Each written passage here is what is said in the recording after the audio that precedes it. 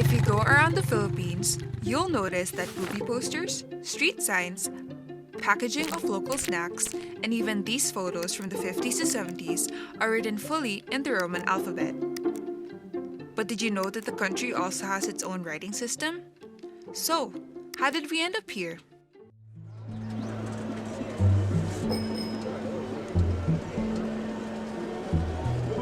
There are about 16 different writing scripts in the Philippines, and only a few of them are being used today. Places like Palawan use a Tagbanwa script, while Mindoro uses the Buhid and Hanuna script.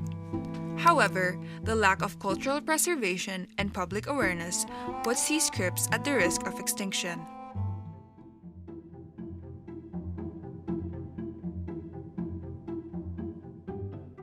The oldest document found in the Philippines is the 1987 Laguna copperplate inscription and was used around 900 AD. Archaeologists believe that these inscriptions are called the Kawi script, which originated from Java, Indonesia. By the 13th to 14th century, archaeologists noticed a different script called Baybayin, which was primarily used by the Tagalogs in Luzon for poetry and chants. Some scholars believe that the Kawi script is a descendant of Baybayin. However, the 300-year gap between the two scripts make this claim unlikely, and the lack of historical and archaeological evidence makes it even harder to confirm. Some of the artifacts found include the Kalatagan pot, 1 real or tikao stones, which are currently under review for its consideration as a Baybayin artifact. During the colonial period, with the arrival of the Spaniards, there was also the spread of Christianity.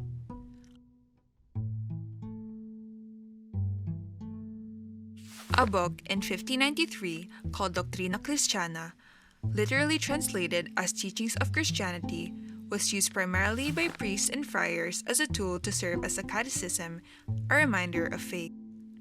It is the oldest piece of Romanized Tagalog and also contained translations in two other scripts, Tagalog, written in Baybayin, and another in Spanish.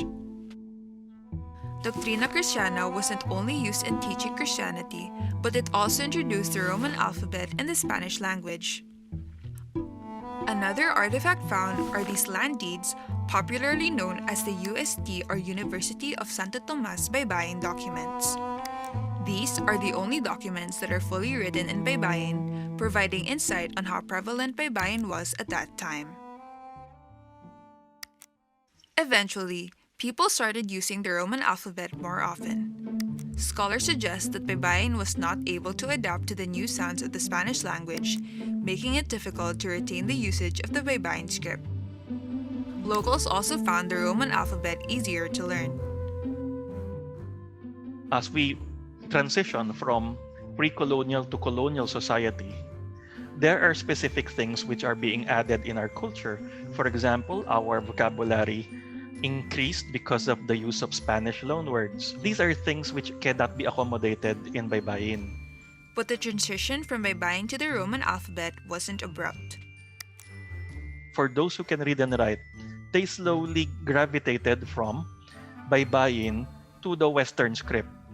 Slowly, meaning it is not something that is very abrupt, no? Probably around the late 1500s onwards to the early 1600s, there are still transition. I believe there are some documents as late as the 1700s in Batangas, which are still in Baybayin. In short, specific groups of people in the Tagalog region or elsewhere in the Philippines still continue on. With new versions of Baybayin, there's an ongoing debate whether the Virama mark should be a cross or an X.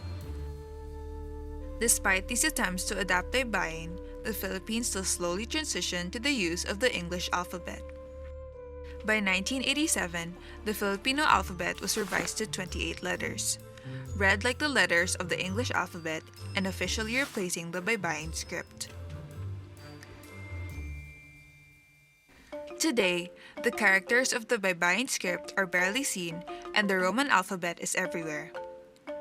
The Baybayin script, or any ancient script of the Philippines, is only taught in school at a surface level.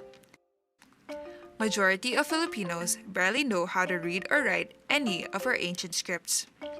On April 23, 2018, House Bill 1022, or the push for Baybayin as the national writing system of the Philippines, was approved by the House Committee on Basic Education and Culture.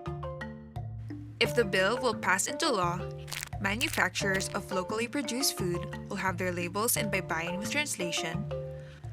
LGUs will have their signage for street names, public labels, and other necessary public service establishments also written in Baybayin, while an appropriate government agency will disseminate knowledge and information about Baybayin script.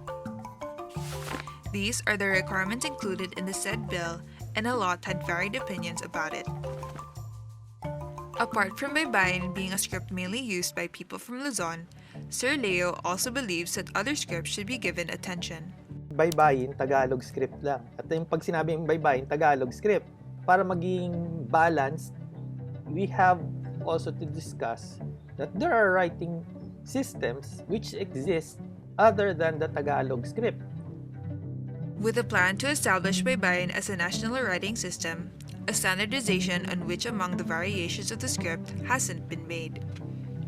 It's good that they recognized Baybayin, although I personally would agree that it's best to allow Baybayin to develop naturally and not to enforce it by law. You know, a shift to a particular script requires a lot of time. Now, second, not all people would agree in Baybayin because some would feel that this is like imposing Tagalog as Filipino to the whole country. Yung tungkol sa katutubong sulat, dapat tinuturo siya. Turo, hindi lang yung sa Tagalog. Ituro din yung sulat na meron tayo. Lalo na yung mga buhay na sulat na nahanap sa Mindoro, sa Palawan. Some people won't like the traditional idea. Some people would use the modern Baybayin. And this would create a problem because if you cannot standardize Baybayin, how can you use it for everyday use?